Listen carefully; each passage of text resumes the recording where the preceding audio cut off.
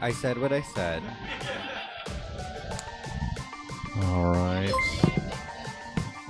What? Yeah, I don't think it was picked up on the mic. You're fine. Nobody knows the bar. Welcome to Stab Comedy Theater. It's time, or should I wait for? No. All right. It's time for LGBT Plus presents Say Yes. Please welcome already on stage 2/3 of the panel for Say Yes. Hi, everyone that's here to watch Say Yes, and our studio audience. Thank you for being here.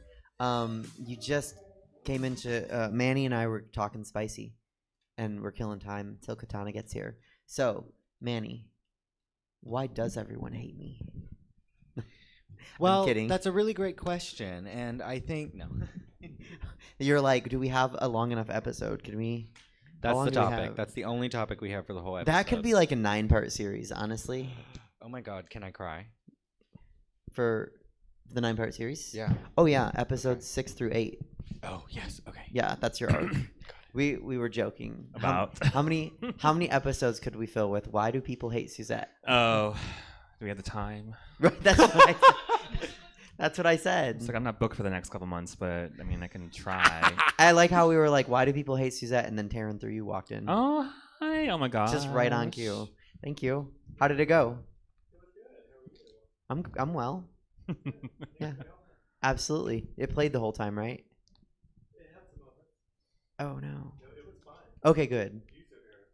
Oh, I was terrified because she was using my laptop, and YouTube Music. You can only have one. You can only play from one device, and so I usually do my makeup while I'm painting, and so all day I was like, "Don't listen to music. Don't listen to music. Don't like." So it was the loneliest ever. Yes, I arrived on time, mistakenly thinking we were gonna start late, so I didn't put know. my nails on. She's like, I'm working with Suzette. We're not starting on time. Do you want to sit? No, I tried to figure. I know, but we're talking. What's the topic? We're talking about the differences in styles depending on the region of Oh, okay. of drag. See? Well, no, I thought we were gonna do like who has altered and changed Sacramento drag. I thought we were gonna do that. Also. I mean, you can talk about that. I wouldn't know that. Stay for that. You can come back for that. I was Some just night talking. when you don't have to drive. I was just talking to Scarlett, my roommate, Scarlett Sky, about. I was like, my sister, when she was in college, she went to Sac State, and then she lived in Sacramento for a while after that.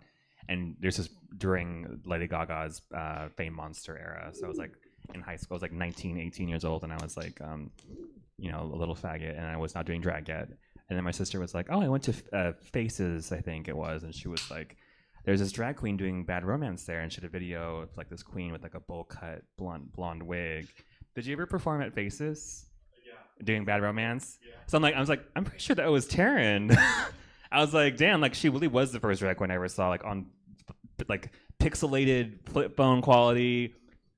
Everyone in like the Sacramento region, their first drag queen is Taryn. Yeah. And usually it's a story like I was 18 and I went to Club 21 and at then Bojangles? it was at Bojangles. That and was me. It was my birthday and then she like I didn't know who she was and like that's like 9 out of 10. That's the story. I think so. Did you ever do a number where you did like a cheerleader and you were like UGLY? Okay, so back in the day, like there was just a crowd and she would perform and then move the crowd and it was just a circle of people and then she would perform in the middle. I mean, she would. I only went to like one show. It's like not really a social kid, but there's this guy just in the front row just mean mugging the whole time.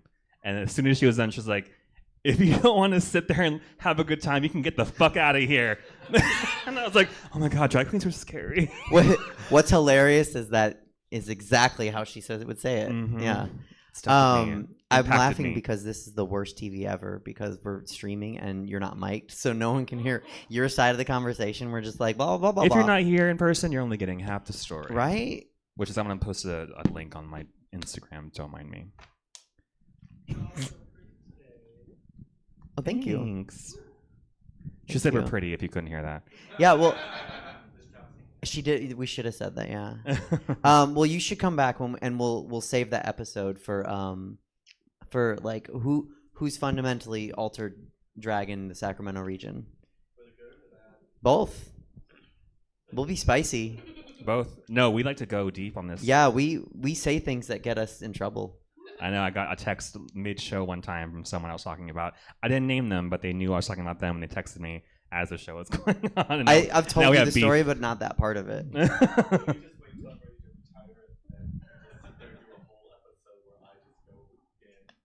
The tell-all. Like Okay, the so- last word of Taryn. Like, She said, "Can we wait until I'm ready to retire and then I just go all in?" I have to do that when the audience speaks. Otherwise, the stream you don't catch anything except the laughter when I'm funny. sometimes you can hear like people responding to it. Like you can hear talks randomly in the Yeah, background. because you're close. I'm here. So I'm just trying to get the. It's a Yeah, lot. you got to do that this with one voice. hand. If you hear a voice off screen. Andale, Baquera. Oh, just wanted to pass along. You've got a nice comment from a new follower on Oh. Twitch. Cat Snack with 2Ks. Just please tell me who these gorgeous queens are so I can follow, please. Oh, thank Okay. you. Okay. Well, this is Manny Petty. She's gorgeous. Is there a dot between Manny and Petty? Manny.petty. At Manny.Petty. And this is Katana Ray. Katana_Ray. Katana with an A, not an I. Not like Mortal Kombat. And thank you for lumping me into gorgeous queens, but I'm neither gorgeous or a queen. But Miss Suzette Vanetti is my handle. Bye. Talk to you tomorrow. Bye, Taryn. The legendary drag scene just walked out the door, everybody. That's good. Okay. That'd be a good Post it. episode. I Well- would pay money to watch that episode. We're gonna get in trouble on that one. I'm always in trouble. Well, good company. Good company. I like how the laptop's a viewer now. What do you think, ma'am? Watching the show. AI is taking over. Oh my gosh! Did anybody see Skynet. that The AI tra- thing the on traffic jam? Spotify? Oh no. Oh, wait, you tell yours first. Do we have any Spotify users in the house? Woo, make some noise. Have you guys tested out your Spotify DJ yet? Yes. Wow, that was an interesting experience. We were having conversation. I was having, I was like, well, I'm doing my makeup. Let me play this. And he introduced himself and it was very gentlemanly. Honestly, I haven't been treated that nicely by a man in a long time. Speaking Scary. of, where AI is your scary. man? He went to go get your goggles. He went left them home? out. Yeah, well, yeah. He didn't have to go home. We lived down. He insisted. He Okay, insisted. all right. I mean, he didn't have to do The that. Mexican He urge said, to "Fuck be that polite, I have can't help goggles. it. Yeah, because when I swim. Scuba. I don't use Spotify, and this time of year I feel so left out when everyone's like Spotify Wraps. I don't use it either. What do you listen to? YouTube. Ugh, I use. You're like cassette No, tapes? I use Amazon Music. I'm not gonna judge. I use YouTube Music. I use YouTube also. I Does it- pay for YouTube Red. Yeah, I pay for YouTube Music, and that's why my laptop's here because Taryn was borrowing it to DJ a show, and it does a rap. Does Amazon Music do a They rap? try. They try to like year in review, but like it's always just like because I play the same shit all the time because I use my music at work and I play the same like work appropriate music. So it's just like your number one Screamo. track was "Hold My Hand" by Lady Gaga. Mine is like quite obviously what I perform to, and none of it's a surprise. I'm Kesha? just- yeah, I'm gonna read it really quick. Kesha Ariana. Yeah. Okay. So it is. Where is it? Okay. I don't listen to because only 2 or 3 Disney shows a year. My top artist was Ariana Grande, 32 hours. I was in the top 0.01% of Kesha listeners. Are you What? I thought kidding that was- me? I thought- I thought I was kicking it. By I thought being that was- in the I top thought that was Ashley Simpson. 0.5% I for listened to Kesha Caliucci's. 78 times as much as the average listener. See, I use Spotify for podcasts. That's so. This one I don't want to say because I don't want anyone to do the song. I've done the song. Queen Herbie. Yeah, 5D by Queen Herbie was my top song Oh, work. because you got to learn it's hard. You got to learn it. And then You usually should learn your songs. You you're should. Performing. I'd my like- top We were artist. talking about that in the car. Completely not a surprise. Ariana Grande, Kesha, Queen Herbie, Ava Max, Lady Gaga. As it should be. Yeah. Can we So- have a kava break before it gets warm? Oh yeah, we're sponsored. Hi, welcome to Say Yes. We're sponsored by Pila Cava. Pila Cava is a kava company that makes kava tasty. They didn't. no they labels don't. I don't here? know. They don't. Yeah. Well, there was a label on the one that the only one we didn't drink. Oh. We donated Um, that one. You know what, Katana? Pila Cava doesn't believe in labels, and anyone can drink it. Good. So, no, but actually, check out Pila Cava. They will be back at Culture Club on 16th and N, And their kava's like delicious. Manny, how delicious is it? Oh my god, I am obsessed. I say it every episode, and I'm gonna say it till I die. I am obsessed with kava. I love kava. This stuff is delicious. My tongue can't feel it, but the flavor, great. What's your flavor? Light the beam. Beam me up, Scotty. Okay. Do you know what like the beam means? Yes, it's whenever they win, you light. The Okay, beam. okay, okay. Yeah, Oh, yeah. I didn't know what that meant. I have a straight. I was gonna roommate. ask you I know next. about. Speaking of sports. not being from Sacramento, I'm like, what does that mean? Light the beam. I'm drinking this one for you, Ale. I know you're I know. watching at home. Flick the beam. We had a whole sports Flick the beam. conversation on this show, and it went exactly like you think it would. And what did yeah. you get? Which flavor? I did you got check? Hawaii. Hawaii. So it just tastes like the whole entire state of Hawaii. Yeah, I'm like, Mm. You taste the coconut and the oh, that's ocean water. That's Oahu. Yeah. Aloha. Mhm. Mine is strawberry lemonade because I'm basic. And I wanted a lemon drop, but then they wanted it, so I was like, I'll let them have it because I'm nice. But I like They're- lemon anything. They're all good though. Like Katana Ray, even, the humanitarian. even the one that I don't, even the ones that I don't love, I still would drink. Like, yeah, I mean, if it doesn't taste great, it's like a those juice shots you get like at Trader Joe's or whatever, like the green shots. It's like that, but a little bit like it tastes better than that. But if you don't like it, probably it's more healthy for you. I thought you said Jew shots, You know those juice shots? and I was like, Manischewitz? Yeah, that's Manischewitz, terrible. yeah. Don't do it, Kazana. Don't drink Manischewitz, right? Am I right? What's wrong with that? Have you ever had it? No, is it It's bad? garbage. Oh. It's like I would shoot matzo ball soup broth. That sounds good. Like That's absolutely. the next kava flavor is matzo Yeah. ball. Oh my god! I want some matzo ball soup really bad. It's so good. I've never had it. I can make it for you sometime. I would love that. I don't think I've ever had it, but I've had those potato pancake thing. Latkes. Yeah, my aunt Yeah. is Jewish. I have my dad's Japanese. His brother married a Jewish woman, so I have Jewish Japanese cousins, and they look more Japanese than I do. Do they call themselves Japanese? No, I don't know. I've never They thought of that. should. Jewish portmanteaus are the best. Like Japanese. Japanese. Yeah. What else is there? I don't know. I Name need another someone one. to name something, and then I can Jupiter. like Half Jew, half iter. If How about if I, how about Jewish like in Filipino? oh, let me think on that. But if I stole your man, we'd make a humex. If we had Or a like baby. Filipino. See, it's good. Jew and Filipino would be Filipiju. Filipino. Filipiju. I think. Filipino. Is that the best one? Filipinish. Yeah. Filipinish. Filipino. Filipino. Filipinish. Oh, Filipino. I guarantee there's a Philippine Japanese Filipino. Like, Filipino Jewish person in Stockton at least somewhere. A Jewish Filip. Because we have a temple there. in So there's Stockton. gotta Oh, be. that's right. Mhm. Yeah. Did people go? Yeah, my both my cousins got their bar mitzvahs there and everything. That's the only time I've been there. I'm supposed to have a drag mitzvah at some point. Oh, Yeah. Do you want to come? Oh, my sure. God. Okay. Are you gonna read the Torah? No, because it's a drag mitzvah. So something like I'm like going a to psalm from black Cosmo out or at the something. drag mitzvah. Oh, Yeah. There will be a hora.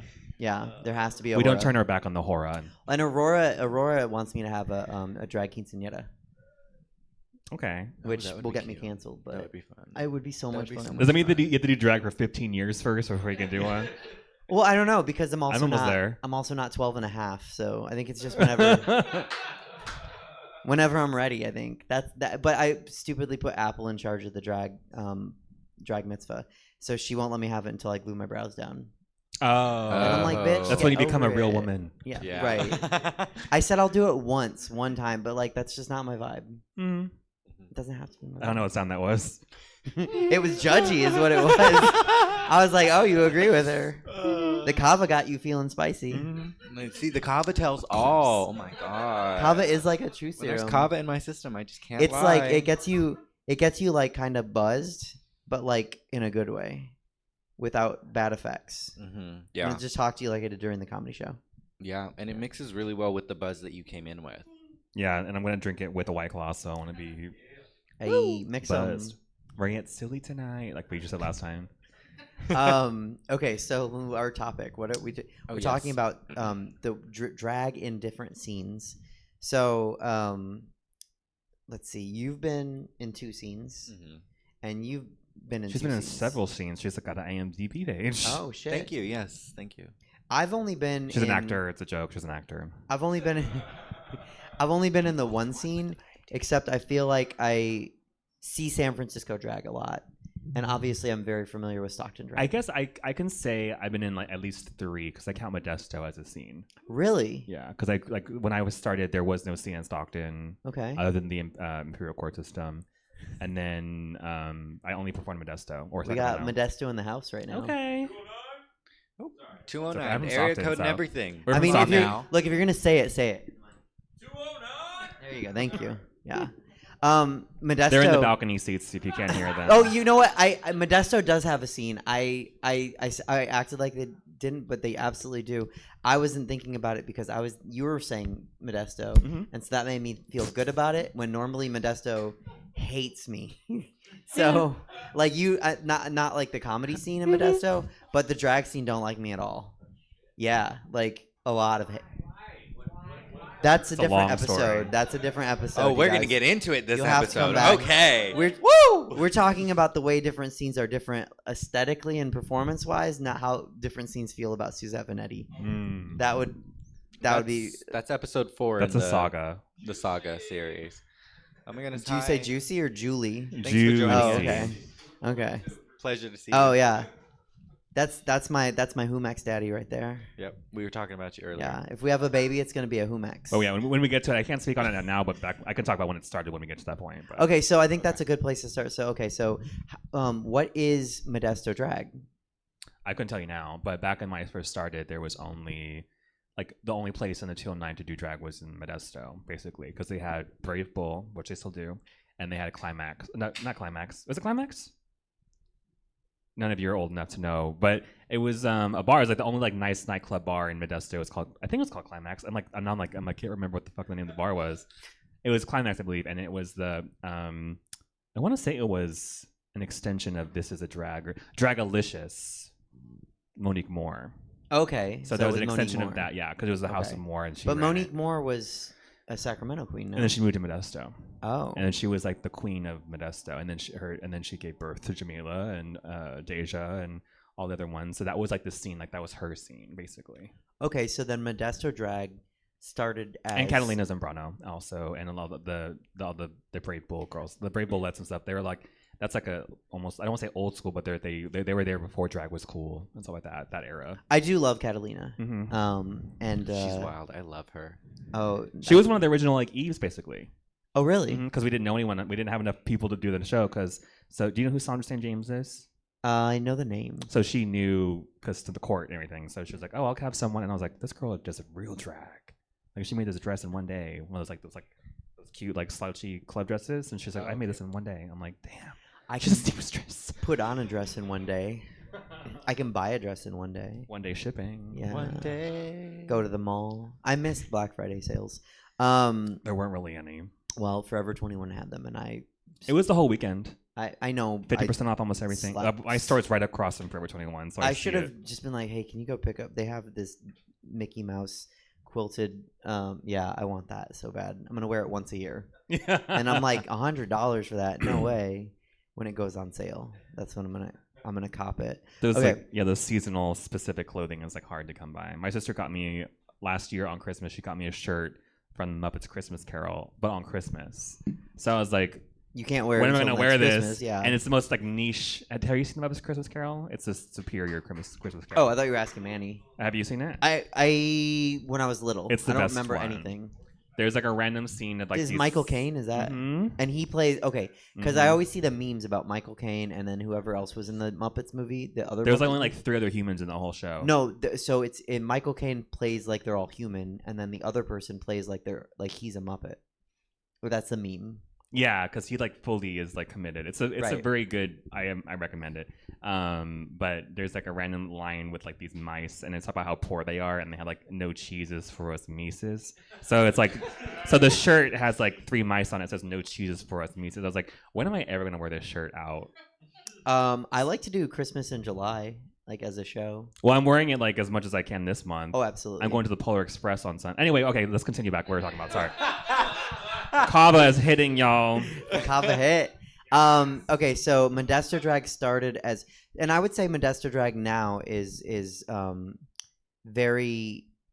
I would say I would like I think Jamila's kind of taken the reins. I'd say Sasha, Jamila, and then Gigi Banks, and then the up and coming performers at Brave Bull right now. But like, right, those are the people. But like, what is Modesto drag? I Oh, I would don't say know. it's very Jamila. I wouldn't even say that anymore. No. Mm-mm. I wouldn't say that. Because Okay. the Brave Bull, I don't even say the Brave Bullettes, but the people out there say the Brave Bull, like they do a lot of more experimental and different drag. Oh. But then also like a lot of the queens and performers have done a lot of different things over the years. Like Jamila and Sasha have done a lot of more experimental stuff. But the money makers, like when you're performing at Splash, you have to do a club. Like Bijou and Liz are always there, and they just it's a gig, so they perform there and they do well. Baby and Angel and all them. Baby and Angel, Baby Angel and Claire and all them, all your faves, Right. But I haven't been booked at Splash since it opened. Splash Modesto. I haven't been there since it was under construction. Somebody asked me when I was gonna go, and I was like, It's I okay, don't me too. believe that's gonna happen. So how is Modesto drag different from Stockton drag? That's a good question. Well, as a like outsider, do you have any input on like that? Do you ever do Modesto or anything like that? 'Cause a lot of Modesto queens perform in Sacramento. Yeah, tomorrow I'll be in Modesto tomorrow. Okay. It'll be my first time in Modesto after it's been a minute since I've been out there. Yeah. I used to think it was so far away, and then now I come here every month, and I'm like, damn, Yeah. Modesto's not that far at all. Yeah, so I'll be there tomorrow. I don't know. I guess it's because like I have my perspective of like what drag was from like when I started and like when I was coming up, and I just feel like it's always interesting because I don't know how to put like my finger on it, but it's like you do think of the girls who perform. I'll put my acrylic on it. I feel like it's like I don't know I feel like it's the performers that make the scene different, and it's like I think about like what does this group of people offer, what does this group of people offer? They're both great, but how do they differ? Well, okay, so unless were you gonna say something? No, I was just gonna go off like it's just interesting how it's a kind of a tricky question because it's like we agreed on the subject from the get go. It's like that's a kind of a hard question to answer, but how we could probably get into it later about how if the city makes the performer, because So- like like people like me and Helen that were from Stockton and we perform here a lot, but then people will like not they don't always think highly of the Central Valley, and when we say we're from Stockton, they're like. So I think to tie all that together, here's what I think about that, and I think we've like danced on this topic on this show because I remember saying it in this spot with lights. But I think Sacramento drag, I think the city doesn't make the performer, but I think Sacramento, more than any place that I've ever been, Sacramento drag, the performers that perform have personality, and they're quirky. Right? Like, I would never have had a career if I lived in Modesto. I would still just be doing stand-up only. I wouldn't be doing drag shows. But I think Sacramento allowed me to break into doing drag shows because that's what people like here. People like a weird, quirky personality. And if you really look at it, and I'm not knocking anybody, but people that kind of don't have personalities, like, aren't out there as much. I'm not going to name names, but like, some people have more personality and some people have less. So Yes. that's what I think. And it also, that can also mean like personality in your performances or personality just in general, because a lot of people don't think I have personality. And if I was in their shoes, I'd be like, yeah, I really don't because I don't talk to you. But in your performances, you do. Yeah, and my performances speak for themselves, but like, that's the only thing I took from that. But I was listening, but I forgot. Sure. But also, it's funny because you said like I don't think you'd be where you are if you weren't in, say, for example, if you're in the Central Valley or Modesto. So was it like seeing the drag performers is what you got into doing drag, or did you? No, I mean, did you feel out the audience space? I just mean that okay, so I was like doing stand up, right? And I never thought I'd be in a drag show. Mhm. I just thought I'd just do stand up. And I don't know how it happened. It was lightning in a bottle, really. Kava. It was kava.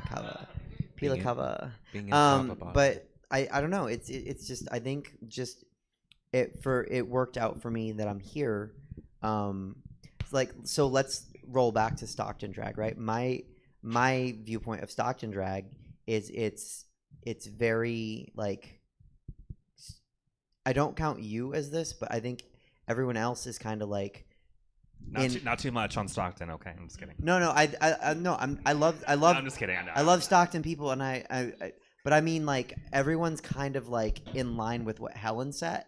Like, Helen sets a standard for like this is drag, and it feels like people went to like that Stockton School of Drag, and it's taught by Helen Heels, and that's why I don't count you as that, because you guys are contemporaries, where everyone is kind of after. Does you know what I'm saying? And I don't mean this in a bad way. No, I know exactly what you mean. But like, I see Helen's influence on all the other drag performers, not on you, not on Bijou and Liz. And Tara and I always argue, and she's like, "They're Stockton," and I'm like, "They're not Stockton. They don't even live in Stockton." And I'm like, "They're not." Yeah, they do. That was me, I think. There's a feedback of Yeah. your voice. No, someone watching it in the bathroom. They live in the first exit. Which is that That's Stockton, by the Lowe's. Well, that's where I live. Oh, you live there Yeah, too? we only live like 10 minutes away from each other. Okay, I always Yeah, miss like that exit. Like that north area. Yeah, it's like the very last tip of Stockton. I'm always Instagramming, and then I miss, and I'm like, oh, there goes that exit. I better go back and put my phone down. So I used to live way down the other end, like where French Camp is. Oh, no. Yeah, I used to live over there. But now, I live what is French Caps drag scene like? French Camp? It's Yeah. just a bunch of people, They're all in French. berets, and Yeah. So their drag is field drag. I hope so. Yeah. The drag there is Scarecrows? so the drag there is so underground. It's like you never see it. So what do you think about what? Like, do you see that too? Do you see Helen's influence in Stockton drag? No, I'm influenced, so I'm blind to it all. But She's under the influence. What are you influenced? Well, you didn't list me when you went down the list of Eves. No, No, because you're not Stockton. Yeah. I know, I'm just being a cunt. Okay. It'd be funny if it Like, was you like, know oh what? yeah, like you're She Bijou's drank it daughter. really fast. Yeah, so did I. I love Kava. Same. It'd be funny if you were like, oh yeah, if she was like, yeah, and then she's Bijou's daughter, but she was heavily influenced by Helen Heels. Like, I'd be like, But so using that as the example, I mean, I'm not gonna say no. We can split it. oh, We'll pour it 3 ways. it's a tropical sunset. Oh, it sounds like my retirement party. So Shapewear here, pour- showing. No, Pour but some of it I in don't know. I yours. definitely, I don't know. I feel like there is a heavy influence from Helen, but I feel like part of that is because she makes herself like so available, in a sense, to like the newer performers. If she can tell that you're not like full of shit and you really want to like perform, she Yes. might put you through the ringer. Yes, she but might be here it's- tonight, so it's she'll good. we can I talk got some about things it. I want to say to her. No, I'm just kidding. We're gonna Cool. cancel. I feel Helen like that's a tonight. 2-hand job. I'm gonna okay. Okay. So like Anyway. so let Just me ask waterfall it. let me Just kidding. let me ask this question, and I'll pour while you guys discuss. Do you see that sort of influence in Sacramento? Do you see like if Helen is like, 'cause, like, so Taryn was here, right? Mhm. And Taryn is like, we'd all agree is like the mother of Sacramento drag. Yeah, I would definitely say that. I think most people would say that. But do you see her influence in other booked performing performers? Maybe when it comes to conducting business and running shows and being responsible, I wouldn't say I see her like aesthetic input or anything like that, or performance style. I know with her and Helen, yeah, sure, why not? Live a little. No, Not driving. like Helen and Taryn are so like kind of hand in hand because they're both dancers and they're both like lovers of contemporary music and shit like that. So I always just kind of felt like they go hand in hand together. But to like what you said is also about Helen. It's like there are a lot of people, and it's funny because a lot of people from out of Stockton will come to Eve's because we'll let them perform with us, even though people think that we're exclusionary and stuff like that, or they're too scared to ask.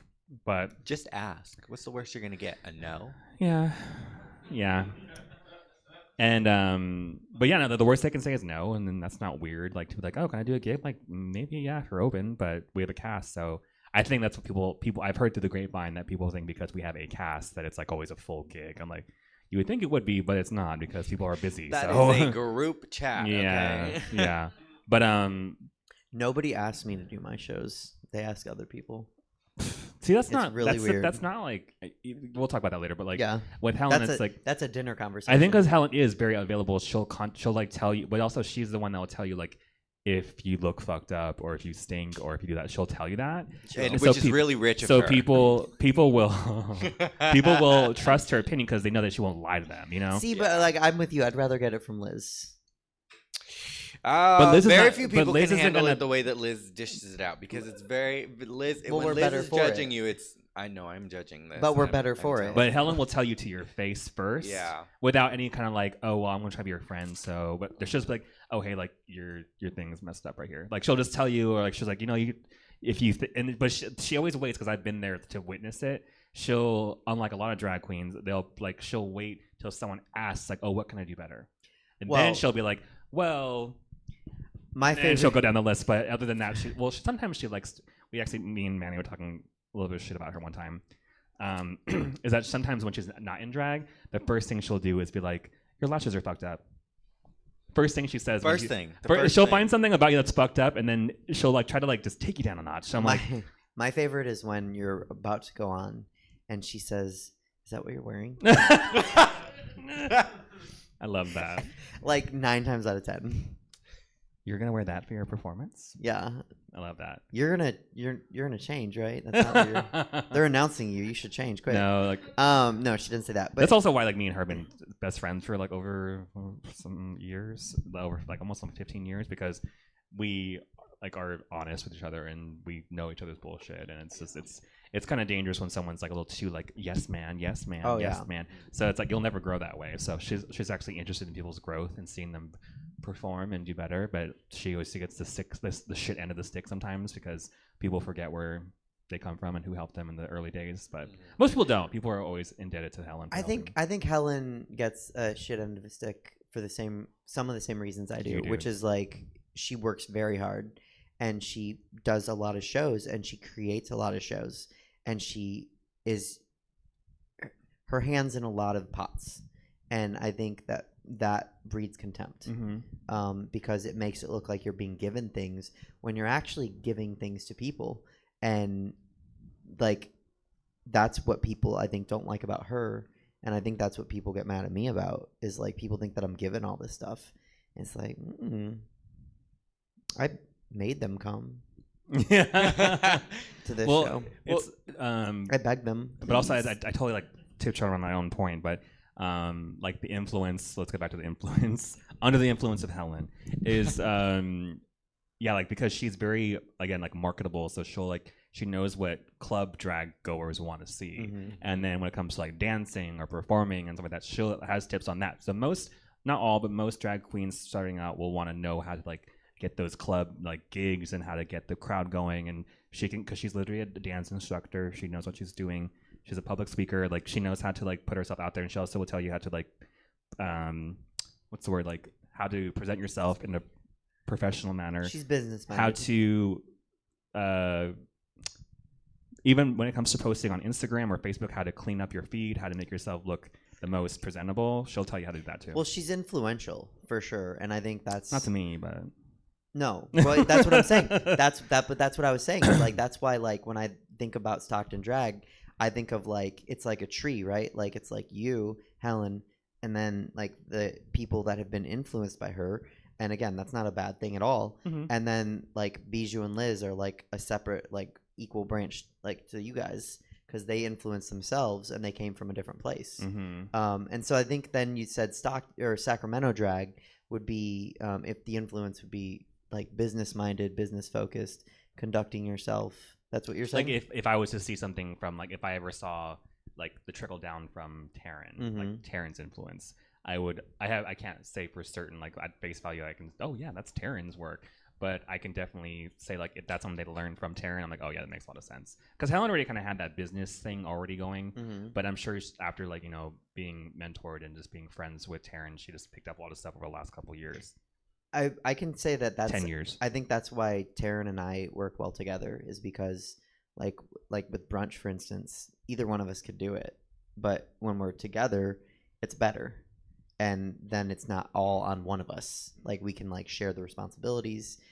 She can like take a week off, and she knows like I got it. It's fine. What do you think about Sacramento drag? I love Sacramento drag. I feel like I've adapted into Sacramento drag from what my drag was when I first got here. Oh my god, we said her name too many times. God. Oh my god, Helen. Welcome just to the like You stage. missed it. We Stages. talked Helen about Heels. you for like a God. good 10 minutes. I talked about We how did. much We had I a whole segment hated about you. I know. I know. We spent a third of it. We spent a third of it talking about why people hate me.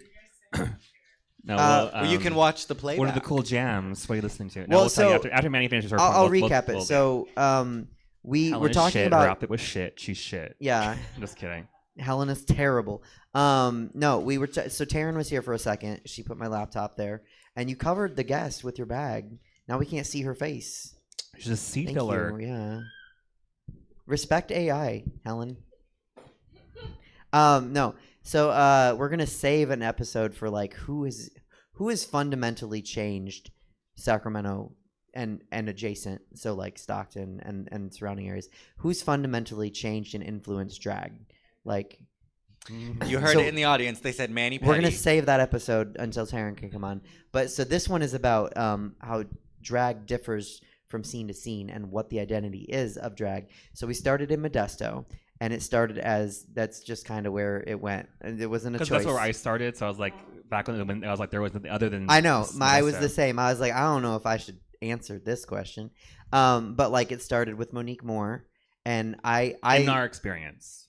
in our Like experience. I don't want to be like, yes. oh, drag was Correct. invented in Modesto, but like as far as like 2013 era, that's what that only drag From our that was happening. perspective, Yeah. Monique Mhm. Moore was kind of, and there could have been people before her, but it seemed like maybe she had a biggest branch, maybe a tree. Well, she was also part of the Downtown Divas here in Sacramento. Right, we Mhm. covered that. Yeah.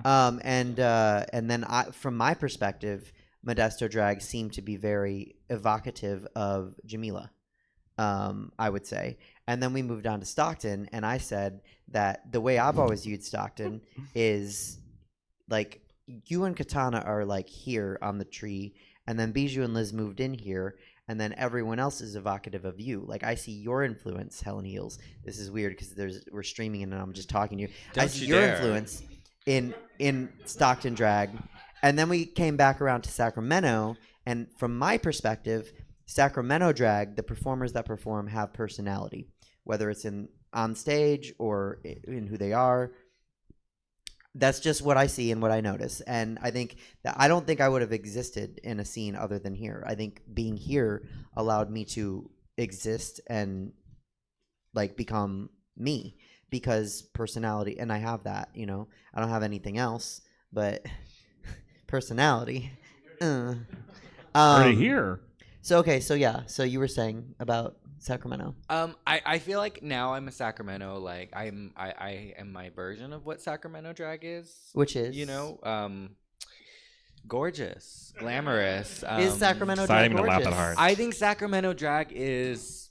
Oh, the kava. Well, see, it's a good The thing I kava drank hit. the whole thing. Yeah, I know. I'm still checking my tropical sunset. That's it. What's it called? I drink fast, but we knew that about me.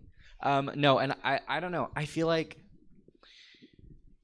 it's really hard to try and find a defining word for what Sacramento drag is. Just I don't know. Oversaturated. Yeah. Well, Can you? You know, okay, but can you put a word on Stockton drag? Is it dance? It's a Hold on, variety. if you're gonna. Variety. an Variety, underrated, underrated? variety. Helen says, "quote variety or underrated." I've always prided. Like, I mean, we're not the only drag scene in Stockton. Like, there is obviously is there even an Imperial Court system happening in Stockton? Well, No, there's rip, not. I but, can answer that. But they, they But were the always Imperial kind to Court me. system isn't a drag scene as That's much as true. it is. But I don't want a- to just be like there was no drag before us. Sure, you know? sure. Yeah, but and then I always want to give credit because they always were so generous and nice to me in offering to start a show with me, and I was like, no. But then we always prided on Eves being such a hodgepodge of just random shit that it's just like you can't just because okay, this is gonna sound bad, but I don't mean it in a negative way. But like when I used to perform in Modesto, it'd be like the whole scene would be like pop divas, dance mixes, dips, flips, twirls, spins, every number. doing it well, but I'm just like, don't you get like bored seeing the same show, same number every single? She said, "Don't you remember what the tagline used to be about Modesto?" It used to be the more fucked up drag from this. I'm not gonna repeat that. Can I repeat that either? It was a compliment. Like, Oh, because that's the standard. that was the standard. Yeah. Right. That's kind of when I started understanding it. And like at one point, like I was talking to Deja about it, about Modesto drag, and it's like they live for Jamila. Mm-hmm. Like they live for the dancing, the dips, the Yeah. tricks. Monique, Jamila, Deja. Mm-hmm. Deja was a more like contemporary dancer, more like, Right. Yeah. I see. I feel like Deja. and also I know Monique, she was in Modesto, but I feel like Deja feels more like Sacramento drag. I saw her in Modesto. No. And then because I always, viewed Monique's drag as like something out of Modesto, but like I knew that she was like for me starting, she was like she was like Cher in burlesque, like she was Oh. that, like I was scared to death of her when I was like oh, I'm so intimidated by her because she's like like a seasoned performer. She used to be Paula Abdul impersonator. She was on Jay Leno. She does Tina Turner. Anytime I walk in a dressing room and Helen has black hair and I'm blonde, I imagine it's burlesque. So she's Cher. Yeah. Oh, Yeah. And I'm like, I'm gonna get a man finally. Nikki, don't drive. Okay, so Sacramento drag, gorgeous, you said? Well, okay. See, Made here's a mess. What is the aesthetic of Sacramento drag? I.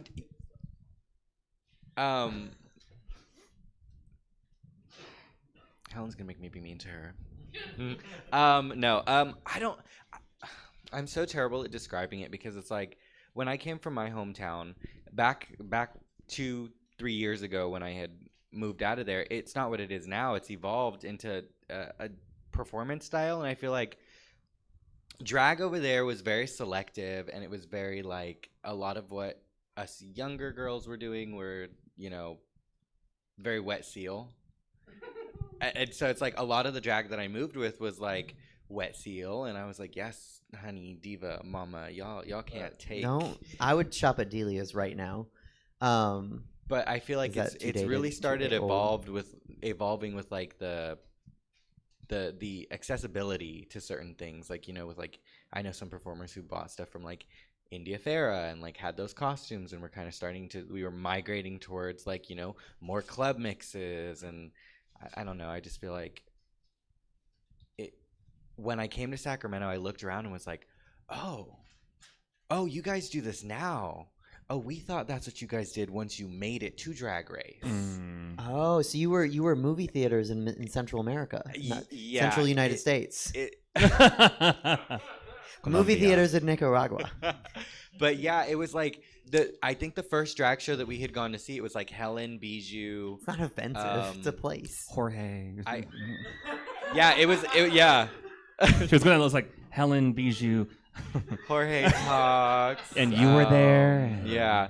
But I feel like it was like that kind of night, and Bijou had the big hair, and we don't have much big hair over there, so I was like, I'm obsessed with this wig. And Helen was sparkling, and it's like I didn't own anything that even deserved a sparkle, let alone had one. So I feel like I came here and was kind of just like, I would say that it's elevated. Drag here is very elevated. In Sacramento. Yeah, in Sacramento, because I Elevated. feel like we see a generation, and then we try and top that generation, and then we try and like top that generation, and it's slowly like I don't know. I feel like a lot of what the younger performers, the ones who are starting now, are doing are kind of forcing me to like want to put a little bit more gas like on the vehicle, because I feel like they're catching on kind of quick to like shit that took some of us a minute to learn. You look like you disagree, but I It I depends don't on know. who you're exposed to be Because, like- honest. Like Huh? Sacramento is such a huge scene. Like for us, the Stockton drag scene is like 7 people, so it's a lot easier to be like, oh yeah, we're all different. But then if you like multiply that by 2 at least, it's like, oh, I don't know. There's so many of us, I can't say. But like, it's weird how it's like, well, drag in itself has evolved. Back Yeah. like my style of drag is like old school now. Mhm. Like, as I go for the like basically like the hyper femme like female impersonation style of drag, which I like. I do a lot of things too, but like that's like what I'm good at. I'm a pretty girl, whatever. But then I had to like step my pussy up conceptually because there's a lot of pretty bitches around here.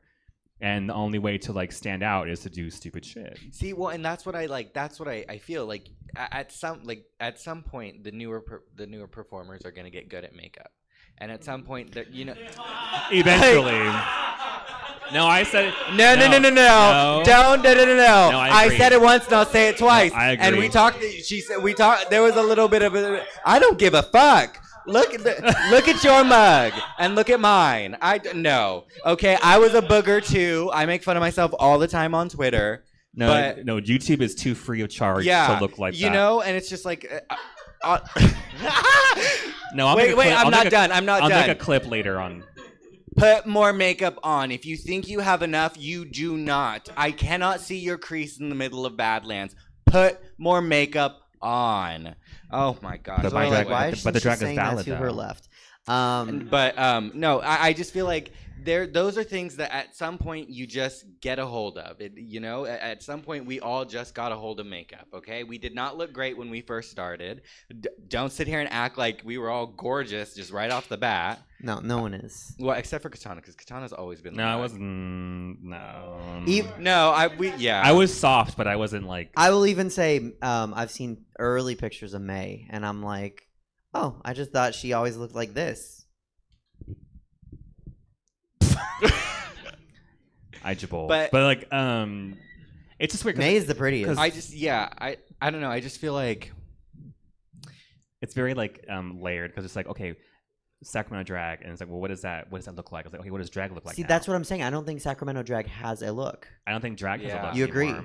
No, well, I don't think drag has a look anymore because Dracula's like tagline is art is subjective. yeah. Drag is Sit art, and here, art is ma'am. subjective, and we're not here to judge your art, just how you applied yourself to the I challenge. feel like that's Sacramento, which is that they yeah, Oh. is that there are enough performers that are like full drag, full mug, full hair, full nails, and everything like that. There's your mini drags that are like that are just getting by and everything like that. And then there's literally I feel like a new drag population, which is the part where I disagree. I feel like there's a new drag population that feel like they don't care enough or that they don't have to care enough because now we actually have drag performers in this area that are just like, I'm gonna deep drag down. You know how in Drag Race they like paint and then they get on tour. Miss get Vanjie. tours, and then they just dress it down like to almost like no makeup or whatever. Mhm. I feel like some of the drag performers here in Sacramento do that too, where they started out wanting to paint. They went through an era, and now, I mean, I can off the top of my head think of like 12 performers that I see putting minimal to no effort into just getting into drag these days, only for the sake of like, oh, I got a gig.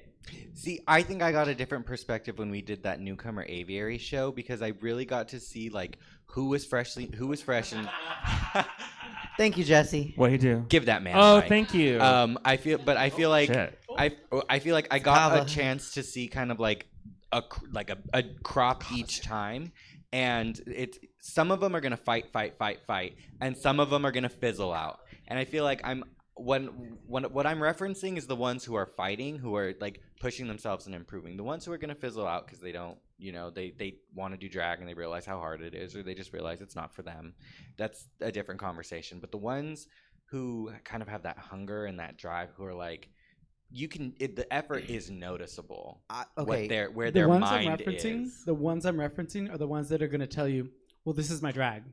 Right. Like, this is my drag, Oh, and no. Why are nobody you can talking tell about me. No, like No, because you don't even say no, that. like we said, like the way that drag has evolved now, it's like, well, okay, even in a broader spectrum, a broader way, like the idea of gender is so Right.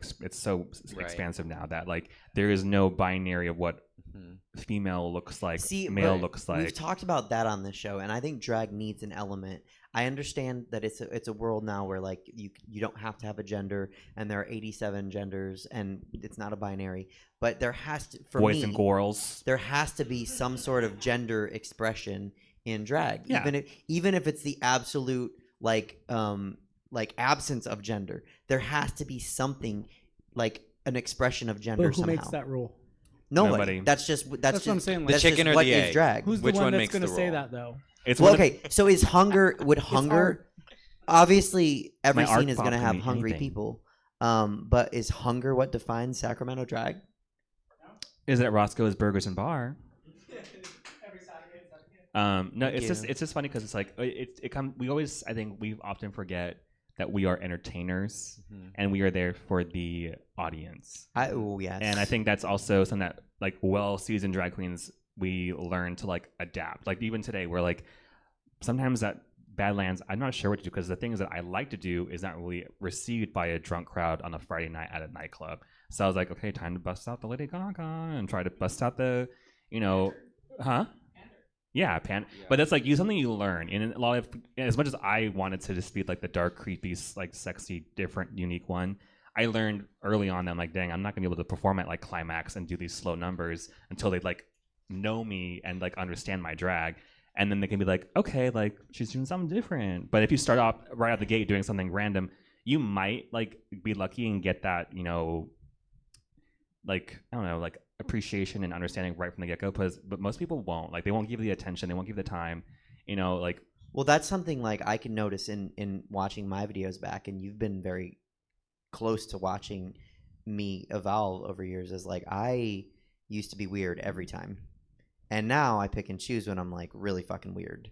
But I think that comes from doing brunch so much, and sometimes being like, today's not a weird Suzette day.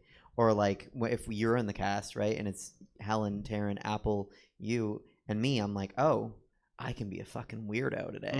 Like I can do a song no one's ever heard of, dressed like a fucking E.T., But if it's not, then sometimes I'm like, oh, it's just an Ari day for me. Like just do Ari and like be very normal. So it's palpable for like people that don't consume drag all the time. Yeah, and I say that because it's like, for me, like what is my individual, like what's my taste in drag when I'm watching it? I love a good old school like female impression. Like I wish there was like a divas show somewhere around here that they just did like Barbara Streisand, Liza Minnelli, Cher, like, huh? That ain't around here. No, I'm working on one. Like just so I was like, oh, I want to see a good old fashioned like celebrity impersonation show. Like it's like that's like old school now, and like that's like because it was like head to toe, like hair was styled, rhinestones, big lashes, big makeup, just everything was like completely like almost polished. Like I would never be a polished performer, but like I deeply admire a polished drag queen in the hyper feminine, like just like almost campy, exaggerated idea what a binary female is. And so at least I think about like even pop stars. Like have you ever compared like say I don't know like Beyonce versus like someone singing like a country song or even a metal singer, like a metal rock band? The guy will show up in like a t-shirt and a hat. He's not going to come out looking like set design and theatricality, backup dancers, and well, obviously it's a different genre of music, but like even in some metal bands, I notice like some of the female-run bands do a lot more theatrical things with their sets. They have dancers, they have props, and then you see like pyrotechnics. I mean, there are a lot of bands like Ghost and stuff that are like obviously they're character bands, like they have all that, but like it's like when you see like, oh, what do you want to see? Like, do you want to watch someone in a shirt in a pair of jeans perform, or do you want to watch a pop star? So a couple things. One, what you said something a second ago. Before that, I think we forget. I think we performers, and I'm thinking about doing drag and stand-up comedy. In stand-up comedy, we have a word for it. We call it performing to the back of the room, because that's where all the comics stand during a show, so the audience can sit there. And I think sometimes I get lost in thinking about like, what do my contemporaries think of me? Who likes my posts? Who shares them? And I'm like, no one does, and I'm not shit. And then I'm like, oh wait, but I'm not performing for them. Like, what? No, I agree. I think I think when I think I know I speak for myself, but like when I'm doing drag to impress my other drag friends. Right, and like that shouldn't be the goal. Well, I mean, it's hard, and you no, I agree. I agree. Yeah. But like at the end of the day, your friends aren't the ones buying tickets. Kinda. So I don't know. And the other thing I was gonna say was, what did you end with?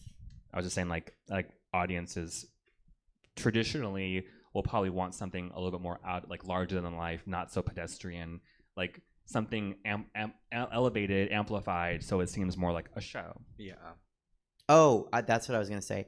I've noticed I don't want to get too deep into this because I don't want to say this on this show streamed, but if you look at like stand-up comics again, using that as the model, certain types of performers, like demographically speaking, put a lot more effort into how they appear, and certain type, like I'll just say, like straight white dudes.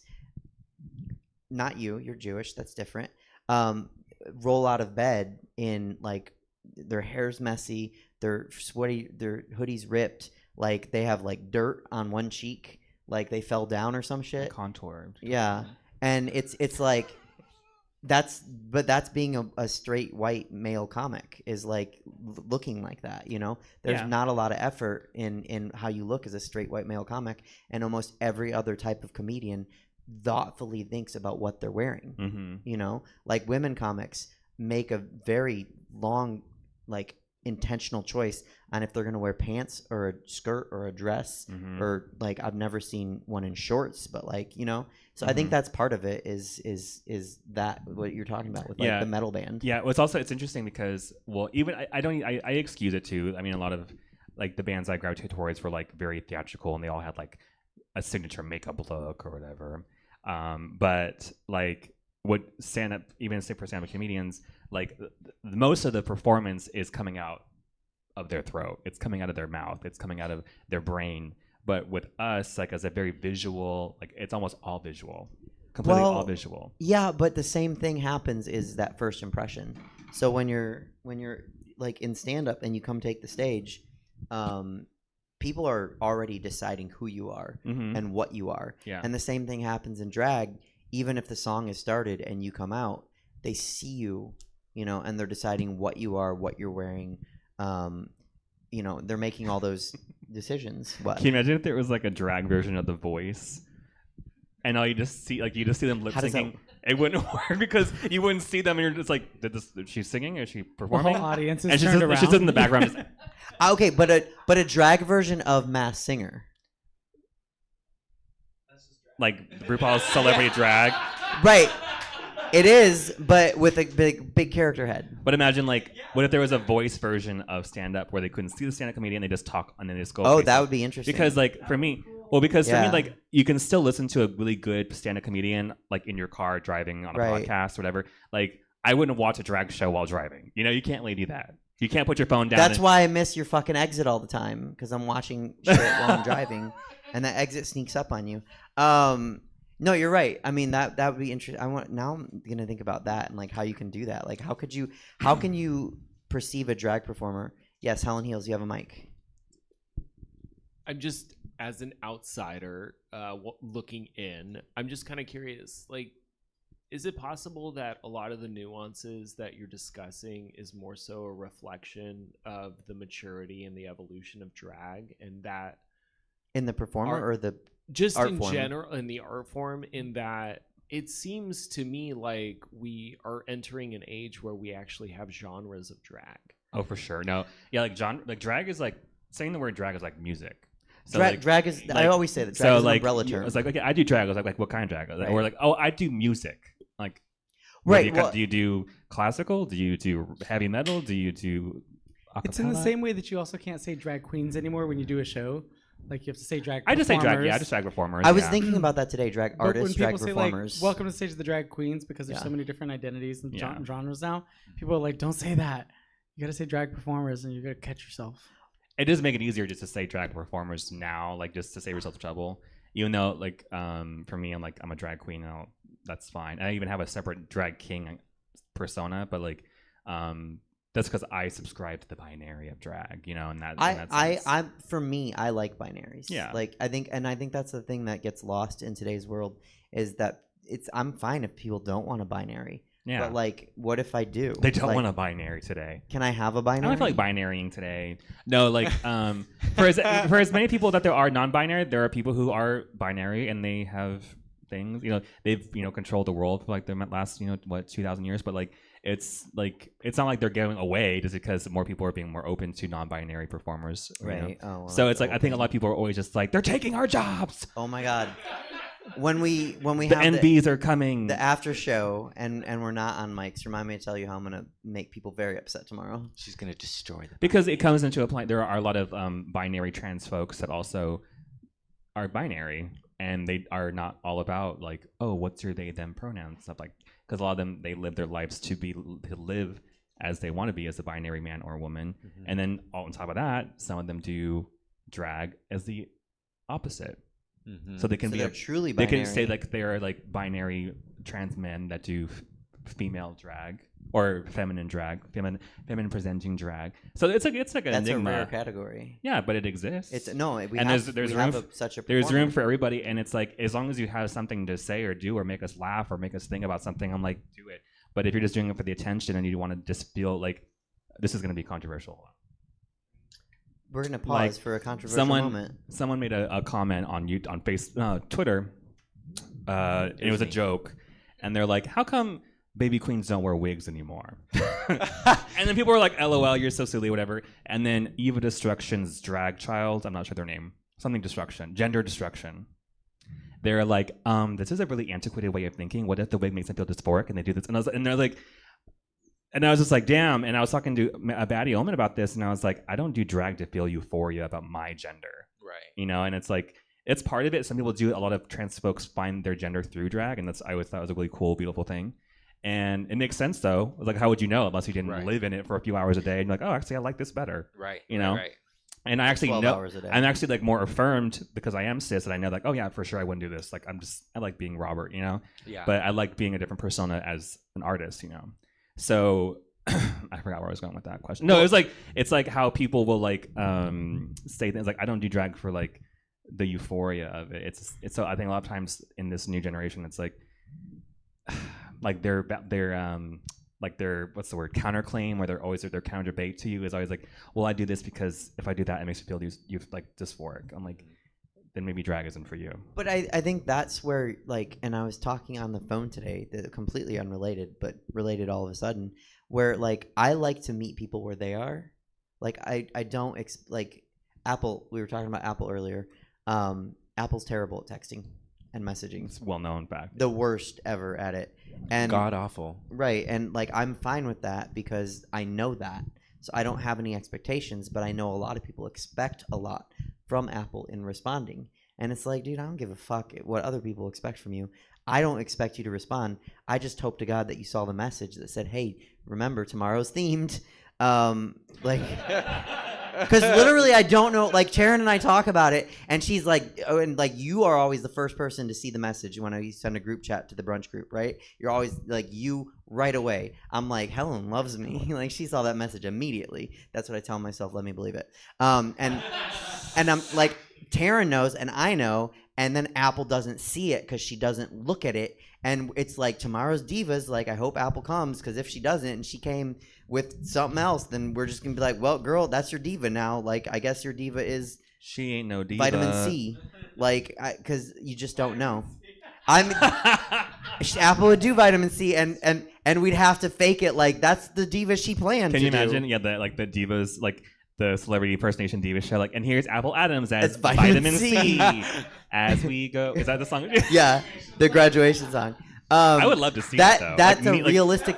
I want some. That's niche. why I said it, because that's a realistic scenario, and I was like prepped for that shit to have that conversation and be like, I don't know what to tell you. We sent them because unless I like go to a show that she's hosting, I don't know how to talk to her. But you gotta, and that my point circling back is you have to meet people. I don't expect Apple to be more than Apple is, and I think the problem is with a lot of these like combative like performers that you're talking about. They're combative in when you're like, well, why don't you do that? And they're like, because that's not how it should be done.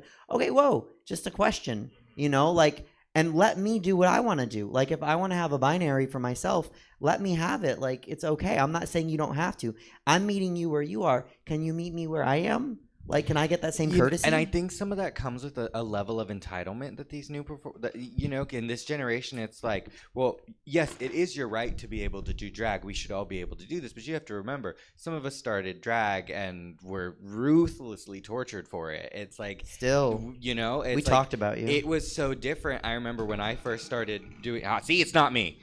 I remember when, I remember when I first started doing drag, it was like kind of one of those like, interesting little taboo things, and it was like I was going to school in drag and like high school in drag, and that caused a lot of questions. Oh, that's weird. It's like, you know, Yeah. I'm just kidding. I'm just kidding. Katana used to bully me online. I'm just kidding. She'd come. I didn't have any social media when Mexican parents didn't let me, so she'd bully me on YouTube. This video is dedicated to Manny Showing up Petty. the comments on You post-its. stupid. Yeah, Manny, no. this is not how you do it. This is how you're supposed to do your makeup. But I feel like kind of the taboo that came with like doing drag was there was a lot of men who assumed like, oh no, you want to be a woman, and it's like that. No, that's a different experience. But I think that a lot of people weren't comfortable having the discussions that are had now, to where we can, start to really make space for the trans existence, because it's been so denied, and just even today, it's like. But back then, it's like if what was going on in the media now, it kind of we just all to be like, yeah, we didn't have like the feeling in us to fight, like, and it's like, while that's great and we should continue to have that, take a breath and let's be thankful that you have that, and be thankful that you can comfortably show up to this bar in drag, That's and about- you shouldn't be rude to people regardless. You should be a decent human being all the time, but Well, yeah. I think that with a lot of like new performers, We didn't that's ask kind you. of the. Elena Roberts. I think with a lot of new performers, that's kind of how it is that they focus so much on like, oh, this is my makeup, this is my outfit and everything like that. But as far as getting on stage, there's no thought beyond that. Right. It's just they get on stage with no concept of what it means to be a performer, what they're doing, how they're going to go about it, and everything. Me And last then you night. have I just and then you have these performers who are coming up on stage and thinking that everybody's coming for them because they weren't fully prepared.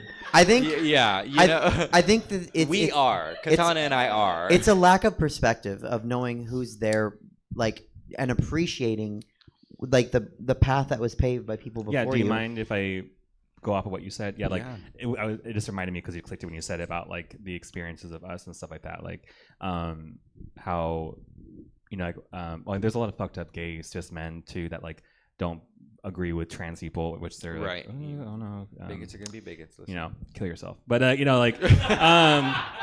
like anyone who's like, I'm LGB without the T, I'm like, we wouldn't be here, bitch, without them. So like, what are you trying to do? Yeah. So it's like that's very much like a generational. I was like, they just too young to know where we came from. Mhm. So I've always been like super obsessed with drag history, and even like I'm just talking about like 20 years ago. I'm not talking about like, oh, in the 1800s in Shakespeare. Like no, I'm like, Yeah. literally, like who was doing drag when I was a kid? Like Right. when it was not safe and cool to do drag, like who was doing it? And that's why I'm obsessed with like old school, like Coco Peru, Jackie B, all them that were doing it like that was dangerous to do it, and they're just doing it, full time, Mhm. getting booked across the country just for doing drag. And I think a lot of times people were having a discussion about like gender expression and then euphoria, dysphoria, and I was like, yeah, I don't feel this way. But it's like for me, like going into drag, like I think drag for a lot of cis gay men is like empowering because we get like made fun of our entire lives for being feminine men, and then now we get now to, we're feminine and then men. a lot of us Can't keep your that hands off down, me. and then and then now we get to do it freely, and then we get paid for it, and we get Right. praised for it. Accolades. Yeah. Yeah, and it's like, yeah, we went through like years. Well, I know I did.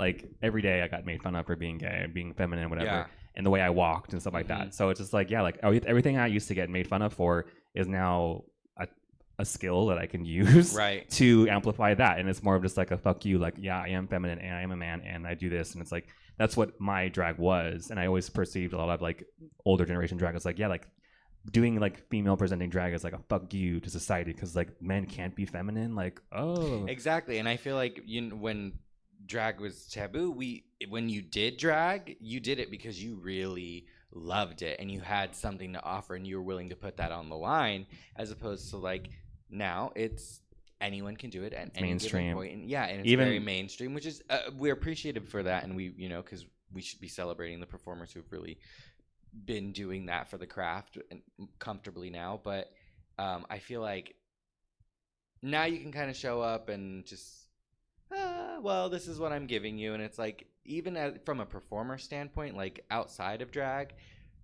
that is like my biggest pet fucking peeve. Like I'm sorry, I love critiques. Give me critiques. Tell me things. Have conversations with me. That's what makes you a better performer. And it's like That's the theater in you. no one is asking you to change your drag. What we're saying is we see what your drag is.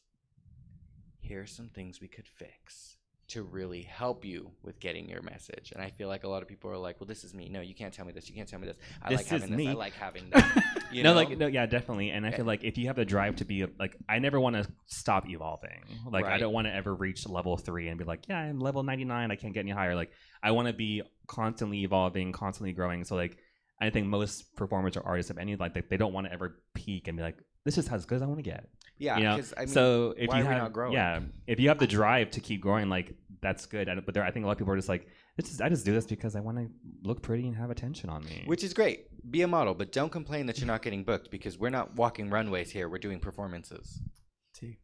I was going to say that in the 10 years we've been doing drag, 10 for me now, I guess. Yeah. 11 for you. Welcome to the 10-year club. Good job. Hi. Do you want to stand? We can say, You want a cookie? just got my 10-year chip. No, we have seen a lot of those same performers. So we sit back and roll our eyes whenever we see a performer that's just like doing the minimum, the bare minimum, and then we don't even fight or complain about it anymore because we're like, they're gonna live their attention-seeking, loving self. The problem is that like the only people they're gonna celebrate them are like their friends on Twitter and like maybe a few people on Instagram, but they're gonna stall. And I love, like, not relish, but I love seeing people who are just like, I am the shit, I am the moment, I am the one.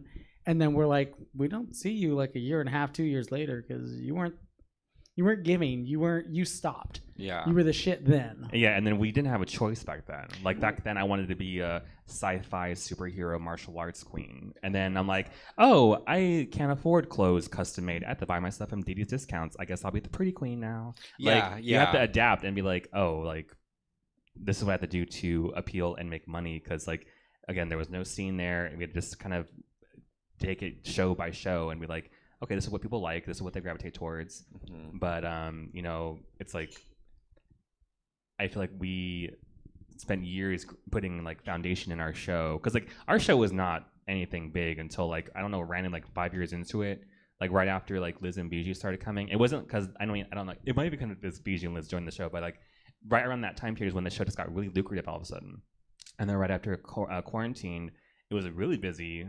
And I'm like, what's going on? Like, why is the I show think busy? that correlates with drag becoming more mainstream as well. Mm-hmm. Like I think that you can't ignore that's when it got popular. Was about what 5 years ago, and It was like season 6-ish. Like I'm of not Drag saying Race. I'm not saying exactly, but like April 7th. Whenever it moved to like regular cable, I think is when it started. Yeah. Yeah. Yeah, because I feel like I watched it on Logo for a big time, and like if you watched it on Logo, you watched the show because you loved the show and you had to have it. I watched it on Downlink. But I feel like a lot of people tell me they started watching around season 9. Oof. Yeah, so I'm like, oh, you guys. Because season 10 was on MTV. Yeah. I mean, that's a good season, but I was like, all the best seasons were like 2, 3. That was Yeah, my well, first four. Six some was of, good. well, because 6 it was was like, great. look at what drag was, then, and look at what they were doing on the show. It's like that's kind of like what they were doing on that show has been like pushing the girls for the next season, pushing for the next season. So You say what you want. no, please. 'cause No, I was she gonna brought up a shift. great point because during season 9, that was the Valentina Aja season, right? Yeah. I would say season 7 is when Drag Race was Yeah. really It starting took to its turn. influence Yeah. everyone's drag. Like, everyone had Mhm. those Marcel wave wigs because Miss Fame and Violet Chachki Yeah. and Pearl. And then Yeah. going into season 9, like everyone had those diamond rhinestone fingernail gloves. And it's funny how like The ones that would be like all crooked that because stuff. it's a rhinestone nail Yeah. not attached to your all hand. all of them, like that's when it was like, okay, like whatever's trickling down, it's like Delroy's product. It's like whatever Drag Race does, it'll trickle down into Shein, Department stores. department store, Fashion Nova, and then they'll be like, oh, okay, like we're gonna have like that what they had last year, like next season because now it's available because drag influences fashion and queer people influence fashion, so it's gonna end up in pop culture, it's gonna end up in fashion, it's gonna be in trend for a little while. Even like Kim Kardashian's makeup artist basically was painting her in drag makeup because before that people were like, you look like a drag queen, like that was like an insult. That was like an Like insult. I'm not gonna take yeah. I'm not gonna take makeup price for my drag queen, and then now you look at Kim Kardashian, like the baked contour highlight. All, I was like, bitch, Yeah, she's in Kim drag. K's wearing the same shit I am. Okay. I wish thought you were her. Very I was like, generous I of was you. expecting to sit next to Kelly Uchis. So Caliucas. Come on, Cali Caliucas. Uchis. I am the #1 Sacramento Cali Uchis. That's my new Cali drag name, Uchis. Cali Smart. Uchis. I was just gonna say I agree with you because with season 7, that's when everybody started taking notice that other than Bianca Del Rio being the exception to the rule, season 7 is where you could start making a career out of drag. All of the final 3 and even a lot of those people from that season all Trixie, became Katya, super yeah. career people. And then season 8 and on, everybody had like jobs, albums, fashion lines. They were in broad magazines. They had TV shows. They started Makeup. the makeup. They started their own WoW Yeah. shows and stuff. So season 7 is where everybody was like, oh, drag queens, we can make a job out of this. We don't need to go to college. We can just be drag queens. Which, I mean, who better than to help push that into the mainstream than drag queens who were basically crawling through the same stuff we did. They were like, oh, okay, here's how we can solve this problem. I mean, I love Kimchi Cosmetics. Oh my God. Real quick. It's funny how drag.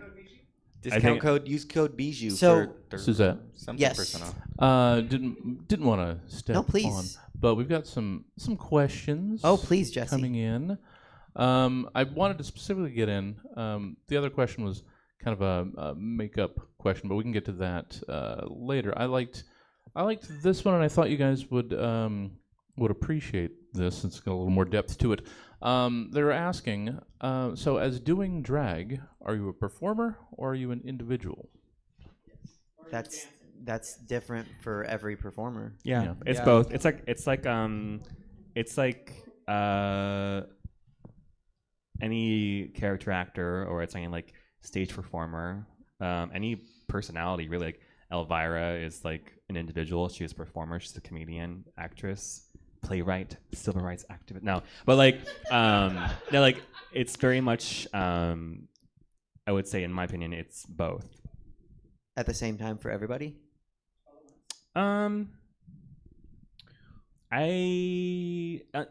Traditionally, I think, unless you're like Derek Barry or something, you have your name as like your legal name, and that's what you perform as. But like individual or performer, like I feel like most drag, not all, but most do performances in some fashion, either as actors, singers, or whatever. I think the question was if I understand it correctly, and feel free to comment back if I don't. But I probably didn't. I think it's like what you were touching on, like, do you do drag to find out who you are, or are you doing drag, adopting, drag Children. to perform? I think that's the question. Yeah, What I did took you- it as being, is this kind of who you are as an individual, or is it something that you do? Like, well, we've got more. Yeah, that's yeah. I'd say traditionally, in most cases, it is a performance. Even Yeah. if we are like just sitting here talking, like we're in drag, like we're, Well, I act even the people same. that find out their identity, their true identity through drag, Mhm. generally have a different persona off stage Yeah, like than it- their on stage persona. Definitely. Like if say like for Yeah. example, if there's a showgirl and she discovered her gender through drag, like she'll have like, a legal name change, stuff like that. It's not she's gonna like, I mean some do, but like if her name is like I need a drink, she's not gonna like live her life as I need a drink. God, I wish she would though. I think that's interesting because it's like, for me, she is a version of somebody I already created, because it's like I have my government name and I have the kind of person that I am when I'm not in drag and I'm not around anybody. Daniel can attest to like the difference in who I am when I'm myself, who I am when I'm Manny, the boy with the Y, and it's like that. It's very intentional that he and she have the same name. Manny was the stage name that I created as an actor. It was this name I had practiced with. It's on all those little pamphlets that you get when you come and see the shows. It's on IMDb. But that was a name that I had worked really hard for, especially in like my small hometown. A lot of great opportunities I worked my ass off for, and I didn't want to get into drag and lose that sense of the reputation I had built with that name. And so I was like, well, wouldn't it be cute and fun and creative if she also had that same name? So it doesn't matter if you're talking about him or her, you're talking about the work as a whole of that individual, whether it be in drag or whether it be on stage as an actor. And that's when I was like, okay, well, Manny Manny with an I, and that's how you can like tell the difference between who's talking about who. And I'm at the point where like, you know, Rose does it the best. Rose really emphasizes which Manny she's talking to. And I feel like she is a piece of me that I can't be all the time, but is very much a part of me and I want to express, but I'm okay taking off and putting in the closet, you know? So it's an individual that you yeah. perform as. She is the sister I wish I had. She is the sister I wish I had. She is the mother. What other Something- questions did we have, Jesse? Oh, sorry, Elena. What were you gonna say? Let's say Elena and then Oh, one other yeah. question. Oh yeah, I was just gonna say for some things that I've noticed with like many queens and myself included is just when it comes to drag itself, I find that most queens drag personas are more so extensions of their own personality. I've always kind of seen drag within myself and other people that doing drag is similar to like going up to somebody and saying like, oh, I play piano, or oh, I play sports, or like this or the other thing. It's just kind of something that we do that it's a part of our personality that makes us us, and also allows us to express the parts of us that our boy selves are limited to. Right. Yeah, it's like I wouldn't look good in this without this makeup. Like, believe me, and nobody asked for an amen from you, but it's like, you know, when I'm trying on the outfit as him, it doesn't feel like it's like you have to turn the light on. I can't even rehearse full out when I'm not in drag. Yeah, I get embarrassed. Me too. It's like when we used to rehearse, I'm just gonna mark it because I just can't. I can't feel the fantasy if I'm not in character. The fantasy, right? Yeah, because it's like he doesn't get the. I don't want to use the word euphoria, but I mean, for lack of a better word, that she does when she gets to finally be like, I'm out, you know, I'm driving now. He can't live like she can. It's very Dr. Jekyll and Mr. Hyde. I think a lot of people. She's a completely different personality than he is. Yes. And so, trying to express that is hard, and drag has really helped that because the minute the wig is glued, I am a woman, and you will not tell me otherwise. Okay. And that's how I feel like I can express the woman that lives inside me. No, I'm kidding. I'm probiotic. But I feel like there's a woman that lives in me, and drag helps me let her out. But it's like, you know, well, it's like there's a woman and a man's side, and behind it's your wig. like I drag has helped me be able to express the both of them, and I, you know. It's like then it's different from home me, which is like Manuel, and homie. I kind of just homie Manuel. Yeah. What other questions did we have? Let's see. Well, I mean, first there's Poor just saying, can we thank Suzette for producing these shows that enable these conversations, and that's nice. Well, Thanks, thank Suzette. you. Thank you, Stab. For Yeah, having no, us. but I mean, I appreciate that, Poor. Thank you, but also I couldn't do it. You wouldn't want to just watch 90 Can you minutes imagine just you in a room just 90 minutes of no. That would be. I see Helen's influence everywhere. We joked, how many episodes could we fill with? Why do people hate Suzette? Oh, just one? Oh, Helen can get it done. All right, what else do we have? What was the makeup question? It was. Well, let's use that answer. They were worried that it was. They were worried it was a stupid question. But tell it. It's so Jenna Dawn 98. So can I ask a really stupid ass question? I'm asking this out of not knowing because I really don't know. Why do drag queens have mad highlight on their cheeks? Speaking on a perspective, I don't understand it. She was directing it. She said, "I want to ask stupid ass a question, She so said, I will "That's answer." that stupid ass highlighted bitch. No. You know, this is so funny because like I noticed in makeup trends for drag, like someone on Twitter was like, "Who convinced us all to wear Krylon TV paint sticks in drag? That was so fucking weird." Our eyebrows. Or whatever. No, it's funny because I'm like, I wanted to be like, well, actually, but I didn't want to be like that person. So I was like, I'll let that go because people are like, yeah, I don't know why people do that. I was like, because, you know, back in the day, we had to paint basically for stage because we get spotlighted. And if you don't know, a lot of everyday foundations have SPF in them, which is it's a sun protectant ingredient that makes this light flash back. So like if you ever have a friend at the club and you're in take a picture and her face is white all right here, it's because her foundation has SPF in it. I don't think as much foundations have that now because we live in such a flash phone type, you know, society. But back in the day, the best thing to do was to cover up, you know, any texture or whatever, and also to do all this because, you know, in stage they have to do all this dark contouring and highlighting because the spotlights are so bright. So you have to, make up for it. And also traditionally, most drag, not anymore, but they used to anyway, was they would change their entire bone structure of their face. So like if my cheekbone is right here, but I want it to make it look like it's up here, I'm only going to highlight this part of my cheekbone so your eyes will think her cheekbone's up there, but it's not really. Like even on my cheek does not sink in right here as much as I would like. My jawline does not fade out right here. It's down here. Actually, it's beneath my turtleneck right now. But like it's this just like it's like stage theatrical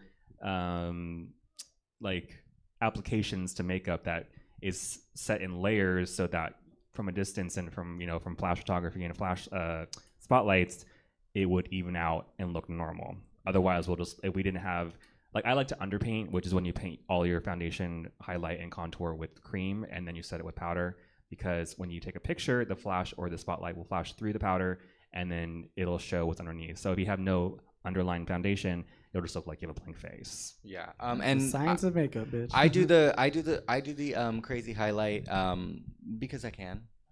Yeah. And it's sickening. Have you seen yourself on camera Yes, I have. on this? I watch it every time. So are you speaking of highlight, or are you talking about like the shimmer or the actual cream highlight? What are you? I'm taking it as the cream highlight. Uh-huh. I do it because it's part of drag is the exaggeration, and I love the I've always been in love with the exaggeration of makeup. Same. Dude, this is not my real crease. My eyebrow starts way down here. My nose is not actually this pointy. I love just getting to have fun and create like just a different face, and that for me is also what helps transition my face. It's like some days, like if I'm going out in the day, I'll put maybe 75% of the highlight I would normally put on, and that's my day wear. But it's like, I do like packing on the highlight because it's a Bentley staple, and I think that one fun part of drag for being what like chic is, because when I started drag, it was like you wanted to look like a woman, and it was like, what is a woman and how do we define that? And I think broadening what drag has been, we can take makeup and be like, well, this is my kind of woman. My kind of woman is highlighted all to God. I'm blinding airplanes, but Yeah, she's looking sickening. I while think doing it. to sum it up, it's exactly what I was saying earlier. Just a different, same word, different situation. It's perspective, right? Lights and darks. and literally, it's perspective. It's literally That's why drag can make it perspective. look so funny from the side. Like you'll see the little like nose contour down here, and then like you'll see all the lines from the front. It looks really cool, but like from the side, it's like not really meant to be seen. It's perspective. Like there's and it's- technical. I think there's a lot of it's face technicality, on. like things that you have to learn with makeup that people just don't think about, like color theory and things like that. Yeah. Like that's why I see so many drag queens start out and they're like their cheeks are blended down and not up, and it looks so. People still do this, and I don't know why. Like 'cause blur they it don't watch up, Boy with Brushes. But yeah. or like they blurred like their crease down. I'm like, shadows don't work like that. Like look at yourself, and then like, or like look at a picture of like someone with deep set. I look at Adele, look at Lady Gaga, look at Beyonce, look at someone, like you'll see like how this looks. And then there's technicality, like we use a lot of highlighter right here because traditionally with male faces the bone structure is different. Female bone structures are more rounded right here, so we put cream concealer here to bring out the highlight going forward. We highlight the middle of our forehead to make it look smaller because we all have 5 heads except for Suzette. And then same thing with Helen our, said hers is 4.5. like there's reasons for it. I think people just look at it and they just do it. They don't think about why it's doing it. Right. Like, there's steps. I like doing my makeup. Like that's when I get into my zone. I'm like, oh, like I'm starting to transform, and like Exactly. katana comes yeah. out when I'm like I see the face, Mhm. But because I like looking as different as possible. Like I look like a bald mole rat out of drag. But like Yeah, I'm you know, somebody's like- like dad picking them up A from hairless school out cat. of drag. do you see my TikTok? Like, it's like I'm in like a zip What are- turtleneck sweater and some What are ripped were there any jeans. other questions, Jesse? Sorry to make you run. There weren't how we're any not other talking about questions at cities the at all. moment, but I did want to pass along that they complimented all the shoes. So Fashion Nova. Thank you. Yeah. I got them from the mall in my hometown. They were, I think, $10. I like that they're Damn, Tiffany what blue. size shoe do you wear? I'm 9, 10. I'm living for Privilege. this thigh gap. I know. I thought I was being cute because I'm wearing a dress, but it like brought it up. So I'm wearing like boxers and like a shaper wear. It's like from far away, just to put on Perspective. 480. Don't put on 720. Yeah, Put perspective. on 175. Not 1080, please. My shoes are from Hustler. She's a hustler, baby. Yeah, yeah. You know, a diva is a female version of a hustler. So of a true, hustler. so profound. I think trying to circle back to city identity. And, The subject matter of the Right. whole entire thing. Um, Do we ever stay on topic though? Like last time we were talking about sports. no. It's very evocative of me. We lose our way. But I think like I don't know. I was thinking what evocative. Because I'm getting points It's every her time I say SAT it. prep. You keep using Yeah. using that word. I don't think you know what it means. I think I was thinking about Drag Race when we were talking about like seasons like 6 and seasons. I think like I was thinking about Pittsburgh, like like where I'm from. Like Pittsburgh has an identity, not mine, but like it's like horror drag. Horror. Like Horror. I say them fucked up. I say them the same. Horror. It's like Spell it. spooky movie. Oh, like the House of Haunt. Yeah. So you're like from where Sarah Needles is from? Yeah. Oh, okay. So you're from Sarah Needles and Abby Lee Miller. Mm-hmm. Yes, Icons, I'm very Abby Lee icons Miller. in the media. Yeah, but like that city has an identity. I think San Francisco, from my perspective, there's 3 like distinct, like there's the old fashioned drag, like sequins, big hair, gown. There's a huge alt scene in San Francisco, and then there's like more of a like experimental progressive scene, I guess I'd say. Yeah, it's like the stud scene moved since. Oh, they have a king scene in San Francisco. Oh, I meant like the stud, like the bar. Oh, okay. So that's where like these had the dark room and all like a lot of like Next like week is Kings. like T-Word Shack Mhm. used to be there and it turned into Mother at Oasis and a lot of it's changed over the years since COVID and quarantine like shut down businesses and stuff like that.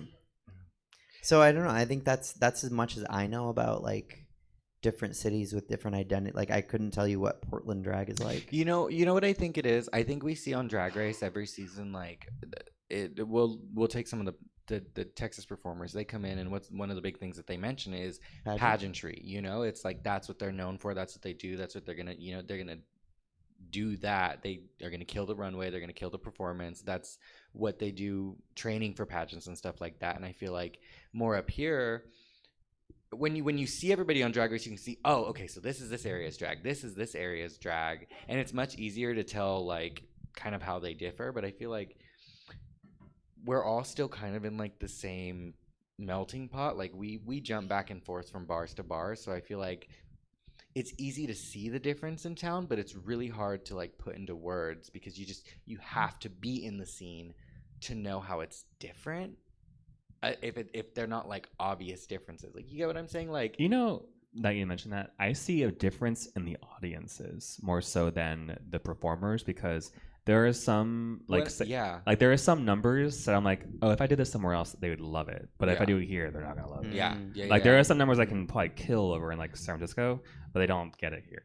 Right, and it's like I feel like we get comfortable in our area. It's like we know I know what to do with Badlands in Sacramento.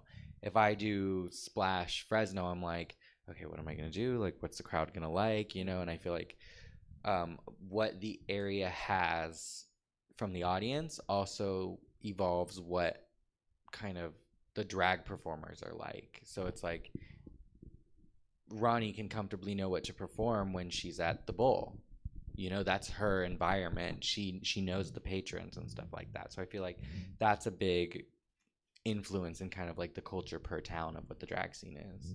It's such a tangled web we weave because it's like whenever I tell someone who gets booked somewhere else, like they get booked specifically, like they're an established performer, and then they're like, I don't know what to do there. I'm like, they're not my city. I'm like, well, do what you would do because you got booked there. Right. They're not booking you to have someone else do the same thing that they could have just got someone for free. I say that all the time when Yeah. people like comedians and drag performers that do my shows. They're like, "What should I do?" I'm like, I'm smart. I know what I'm doing when I book. Like, just trust trust me to trust you. Yeah, but I And I feel emphasize like that that's, on like, established where performers. Branding comes True. in really Yeah. well because it's like if you know what your brand is, you know what they're booking you for. You Yeah. know, it's like that's when you really you don't have to stick to one thing. Nobody's saying that, but it's like what you enjoy the most is what you do, and it's what you're known for, and that's your brand. So that kind of helps me when I'm like jumping out of town to go do like Noche Latina. It's like, see me on Saturday. You know, it's like, okay, I know that they're booking me because they know that I'm Latina and I do, Saturday? you know. Tomorrow, Yeah. mañana. Mañana, sábado. In the day No. after the show. See. Yes. A las 11. Mantequilla. Yeah. But I feel like when they reached out for me to do the show, they knew kind of what I offered as a Latin performer, and I was like, okay, well, I feel comfortable sending in like my tracks because I'm like, okay, well, this is what they're asking me to come and do. That being said, I think people should always, like, when you get booked out of town and it's not your scene, always have like a backup, just in case. Yeah. In case you guessed wrong. Yeah. Yes. Doesn't hurt. I always try to do like one normal number, like normal, like crowd pleasing moneymaker number, Mhm. and then I'll do a weird number that like after I get their trust a little bit, Yeah. then I can be like, well, at least they know I can do something normal, and then I can do something weird. Otherwise, you know, they're just And I gonna be feel like "What that is kind of wins this?" them over, so that when you do kind of like what's your thing, then they're like, okay, well, I trust you as a performer. Wow, okay, I'm gonna look at this with an open mind. Yeah. Did you have something to say? Well, I was just gonna say, like, it's hard and with the audience kind of situation because, as an example, you'll see like Liz and Bijou and whatever they touch up here in Sacramento or in Stockton, like people live for. But even just like 40 miles down the way in Modesto, Liz will still message me and be like, I performed these same numbers and the crowd over there does not live the same as they do up here, which is weird to hear from like Liz and Bijou because people like eat from their hands. But down there, they're still having, I mean, this just happened this past Thursday. Yeah. And people it they're happens. still having to like, they don't get the droves coming out and they're always like, who's coming out to, Modesto? Mhm. And people are like, crickets. That's the biggest benefit of having your own home show. Like, I can do whatever the fuck I want at Eves of Paradise because, like, we've done it for so long that You've cultivated a fan base. yeah, and like they know what to expect, like from me, The live studio audience. and that's to not be expecting anything because we were just talking about something on the way here. I was like, I don't like when people can predict what I'm gonna do. So, and it's funny because I don't like that on a lot of drag shows like Dragula, Drag Race. Like they really emphasize like you have to have a distinguishable brand that makes you you, and that's it. And I'm like, well, I do everything. Yeah. So I don't like that. I don't like to be one thing. So I'm just like, if that's not marketable, then I'm like, oh shit, I'm out of luck. I get weirded out when people are like, wait, you perform Kesha? And I'm like, what? Like to me. Yes. Yeah. Okay. Like you get No, so to like Kesha, they were like offensive. surprised like you perform Kesha. Yeah. When I'm Kat- like, they- where have you been? That's Okay. Rihanna. I know. Sorry. I got them confused. Clearly, one time. this is why I'm I not booked came for out as stand up Kesha. here. No, that was funny. I was cut you off. So funny you forgot to laugh. I'm an inside laugher. I'm laughing. I'm laughing, just not externally. But I was in the what? Yeah, what was I saying? And there you have it. So, yeah, I think that's how we covered dragging different scenes. But it was I liked our conversation. Yeah, it went off the rails a few times. Well, they always do. They always do. We It's had funny. kava. It was good. The kava's good. Get the kava, pila kava. Okay, but wait, before we go, Okay. I remembered where I was. Oh. In reference to like talking about the pageant scene for like Texas, I feel like up here we're known more theatrically. Like we have big theaters up here. I mean, in San Francisco, anybody who is aware of the scene, the art scene, about the theaters, ACT, blah blah blah blah blah. And I feel like there's a lot of like influence that comes from that and kind of the training and emphasis that we get, because I feel like here theater programs and musical programs, though they were the bottom of the barrel, treated that way at least, they still had a little bit of respect, as opposed to somewhere that doesn't have like the same theatrical opportunities. Like if you go to like Wisconsin, they're not known for like theater, so I feel like that is what influenced like our drag up here, is having something so close. You two look at me like that, but you two No, are I'm saying very I was looking at Elena because theatrical. Elena is a theater. Well, yeah, but I feel She like is a theater. but I feel like that's just like so what heavily Ma'am, was like proscenium. influenced up here,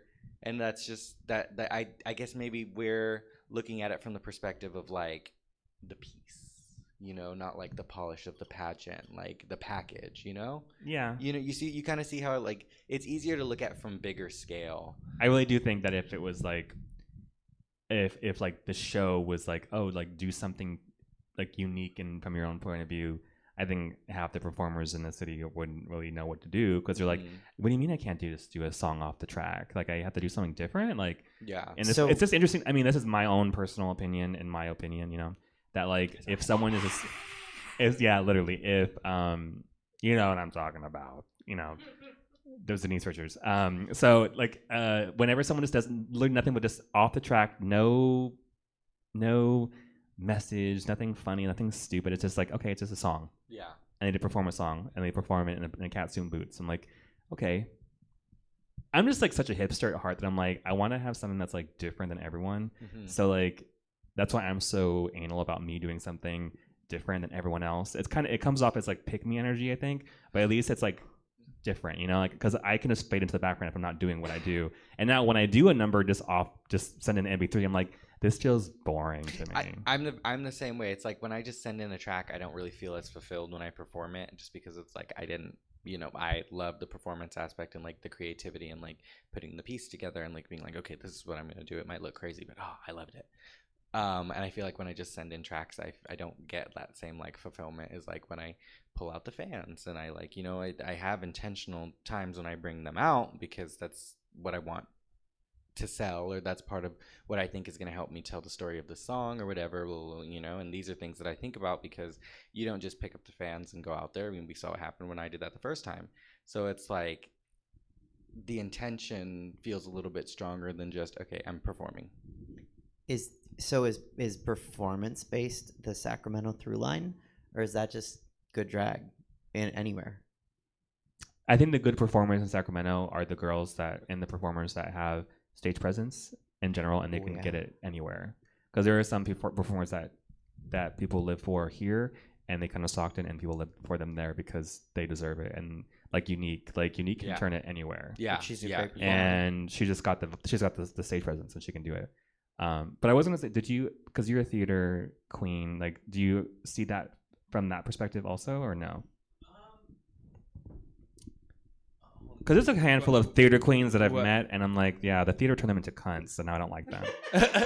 So I think that what I've noticed is that like some people who come from like a theater background, they are so used to getting like the lead roles or are able to like go off and like they go to like community theaters and they do those things, but then they go and they do things like drag, and they realize that it's similar but also completely different, because then it's not, you aren't fed lines, you aren't like, you do have your stage presence, but like you also have to realize that like it's the substance behind it. Like there are some theater people who do community theater and they do all those things like that, but they don't do anything beyond that. And that's where when they want to like go into drag, they kind of just assume that like, oh, it's the exact same thing, when it's just it's completely different. And then they get all, again, like I said before, they get mad because it's like they come into the scene and they're like, well, I'm in drag, but they don't have any substance behind it besides the fact where they go and they're like, oh, well, I'm a theater kid. I'm like, okay, do something then. Good for you. That's great. Same thing with like, I think coming from like the Barely. dance, like the dance scene also, like there's a lot of drag queens that start as dancers and then they just like, oh, I can dance, so I'm a good performer. Yeah, I can dance. And it's like, okay, can you perform standing still? Well, that's being a good. Yeah. I always want to be like, can we do a drag time where we just have to sit still and just lip sync a song and not move at all? But also like to Beyonce. You know, it's a funny I don't know if I mentioned this last time, but like a good practice I do is when I rehearse a song, I lip sync it. I mean, I perform it without lip syncing. Yeah, you told me. Yeah. Well, I think we talked about it while we were eating. Yeah, and it's just like that way. If I know that all the gestures and movements I'm doing is like, if you can see me from across the room, you think, oh, she's lip syncing. I'm like, oh no, I'm not. But at least you know, like I know the words from the back of the club or the back of the bar or whatever. Like you can tell from that, and I think a lot of performers don't. I just always think about like people who don't perform truly, and are just dancing. And I'm not knocking dancing, especially because I don't do it. But it's like, okay, but can you do it without that? Can you perform? Can you have stage presence? Can you just exist on stage if you're still, or if you're just walking around, or if you're not doing stunts? It's the stunts. It's not the dancing, it's the stunts. Because if you're relying on stunt after stunt after stunt, are you performing? I mean, you are, but you know what I mean? And the sad part is that the club will live for it. Like, it's like one of those things where, shit, I was going to say something, you said something that triggered my mind, and I was listening to it and I forgot what it was. But it was like, even if they were just dancing and not lip syncing, if they have a costume on and they have makeup on, I'll take that. Really? I'll take it. Well, and I Okay, feel I like got some Like if they're painted and they're wearing a good costume and they're just dancing, I'm like, oh, that's different. I got Yeah. Thai talk for you then. Okay. I almost did that for Into the Draglands. I almost did. We had a dance challenge, and I almost didn't lip sync at all. I feel like even the best dancers, like when they're known for being dancing Divas, of divas, Texas. you know, they know when is the time to stop. And it's like that's still dance in itself because you count. They're doing the counts. That pause is not like a pause like in theater where I'm like, oh, dramatic. I'm gonna wait until the feeling is there. This is a pause. 1, 2, 3, and 4, and boom, and then they start moving again. Because I mean, working with Daniel, because Daniel's a dancer, I've gotten to see like kind of his thought process compared to like genre? what genre of dance? contemporary. Okay. See, I can't do that Contemporary shit. lyrical. Yeah. Me and Helen have some. When I was a dancer, I used to try to do that with Helen, and I just could not do it for shit. So bravo. But yeah, I feel like watching our two different thought processes, and like we'll smoke the joint, and then I'll play the song, and I'll say, okay, so this is the idea that I have. I kind of do what I'm doing, and then I play the song again and let him do what he's doing, and we kind of find where the two worlds can meet, where it's like, okay, well, where can I sneak in like my theater moment as to, oh no, I think this lyric is better if you just take it like a dancer, you know? And it's I had a yeah, it's a process, but I feel like that's kind of even if you're just known for being a dancing diva, it's like not moving is still Has to be dynamic. levels, you Like know? I was Yeah, watching, dynamic, yeah. what's her name, Kendall earlier, and she knew like she could do the stunts and whatever, but she waited to the crescendo Mhm. to do a cartwheel into a dip or into a split, and then she waited to the right moments to do it. Like I've seen, and we know a lot of performers up and coming that like when we were up and coming that would just they'd be like just press play and then just come out. Yeah, like it's Melina. Like it'd be very like I was like damn, like I was like out of breath watching you, and not in a good way. I was just like damn, like calm down. Or like and there's a few where I'm just it's like one of those performances you watch, you don't say anything, but then on the car ride home, you're like, so did you watch when the girl was doing that during that number? Are we gonna talk about that? Yeah, we do it all the time. We're gonna do that on the way home. Any Which girl? Did y'all see Helen do that number where she did that thing? any last words? You're welcome. I love you. I love Kava. Love you too. Okay. I did want to cap my last words No capping. on all that. No cap. Are So hard. I actually am gonna quote Aurora because Aurora I think said it best, and it kind of ties up everything you guys were just saying. Is Aurora will look at somebody and she's like, you can teach somebody how to paint, you can teach somebody how to dress, you can teach somebody how to dance. You cannot teach stage presence, and if you don't have stage presence, which is a dancer pausing, knowing when to pause or not, it is a theater performer knowing how to take a beat. And I think stage presence is all that, and I think that's a I don't know. I don't know if we were talking about that's what drag performers should have, but I think at least here in Sacramento, stage presence is maybe that's the through line. I think it's the most distinguishable trait that most performers have, and it's not like, oh, this person has stage presence. It's just like it's their presence.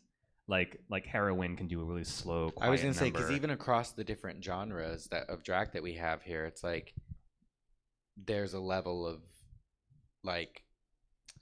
I don't want to use the word polish, but it's like it's just the level of the Thank you, Helen. SAT prep. Come on. She did go to high school. Or ammunitions. I was gonna she say does like live in Stockton. discipline or something. But like the caliber at which that drag is being offered, I think, is what's more impactful in the area because we have so much going on. The glitz, the glam, the comedy, the alternative. There and there's each category. There are powerhouses in there who are really just doing the thing and inspiring, the people in their group. But I look at some of the Sorry, you didn't hear what Helen just said.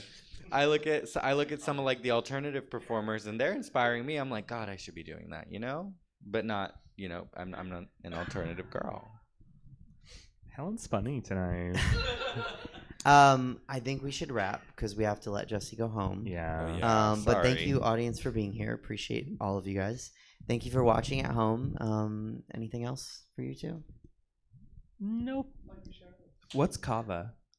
Oh, Kava is a. There's an entire Actually, you know podcast what? about Let that. We me talk about see, it every hold on. single time. I, But I can look it up. if you're quick. in the area Well, I can of say it. Sacramento, California you can say it. tomorrow, Yeah. and you want to have I mean, some you can- if dinner you want, and you can. drag, It's a Polynesian root. It takes about 7 years to grow. It has medicinal benefits for people. and that's the show. But it really is only in Polynesia. No, like, because someone asked, Chloe asked on TikTok. Oh, They were like, Right. "What is kava?" And I just Googled it and I just copied and pasted it. Kava is made from the root or stump of the Kava pipermethysticum shrub. Kava is said to elevate mood, well-being, and contentment, and produce a feeling of relaxation. Anyway, there's a show tomorrow. Okay, it's Saturday. It's a dinner show. Roscoe's. You can go ahead and follow me on Instagram. Link in bio. We've got Helen Heels. We've got Elena Roberts, and you'll just have to follow me on Instagram to see who the guest performers are. It starts at 7 p.m. Seating is at you have 6:30. a mic and you're not. How much are the tickets? Tickets are $10, and they're available online and at the door. That's it. So that's it in terms of And the show. you'll be back in Sacramento on the 29th. Yes, hopefully they give me the day off. Yeah, Oh, hopefully. I mean, I think I requested off already when Liz booked me. But also, I'll be at Ease of Paradise in Stockton on the 7th because it's the only show I can make because I'm not off till 6. Otherwise, I'd be here. But for Throwback Thursday, and then the following week on the 14th is my birthday show, which is Eves of the Matrix Reloaded, and Suzette's gonna be there. And She's her- taking my place. Yeah. I will be unfortunately out, but come see my last Eves of the year next week. She's getting her BBL, so she's not gonna be here. Yeah, I anymore. know.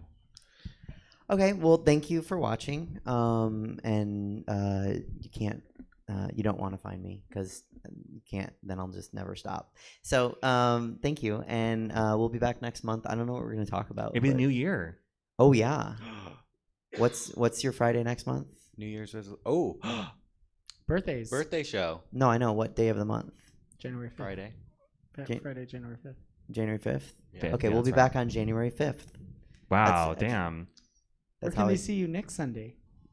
the next Sunday I'll be at Makeup and Mimosas for our Christmas. Are you doing Christmas numbers? It's Christmas. Well, Are you doing yeah, only Christmas Karen's songs? not going to. Wow, it's not really inclusive. I love Christmas drag, so I'm doing Holiday Christmas drag. show. Okay. All right. Thank you to Stab. Thank you to Jesse. Thank you, Katana. Thank you, Manny. Thank you, Suzette. We will be. You're welcome. We'll be back. Bye. Bye. All right, everybody, that is it for us for tonight. By which I mean it's Saturday now. So check us out tomorrow, today. We have a full night, top to bottom, 7, 8, 9, and 10, mostly improv. Check out the full calendar of events at stabcomedytheater.com. That is it for us tonight. Get home safe.